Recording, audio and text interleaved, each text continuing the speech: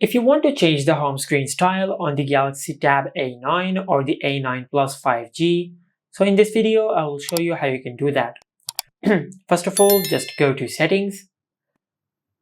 And under Settings, just tap on Home Screen. Under the Home Screen settings, just tap on Home Screen Layout. And from here you can change the home screen style. Now as you can see, it is currently on Home and App screen. And on this mode, your apps will be on the app drawer and on the home screen. But if you go back to Settings, now let's go back to Home Screen Layout. Now let's select Home Screen only. Now just scroll down and tap on Apply. Now after you do that, you will disable the app drawer and all your apps will be saved on your home screen. Just like that. And this is how you can change the home screen style on the Galaxy Tab A9 or the A9 Plus 5G. Make sure to like, comment and subscribe. Thank you for watching.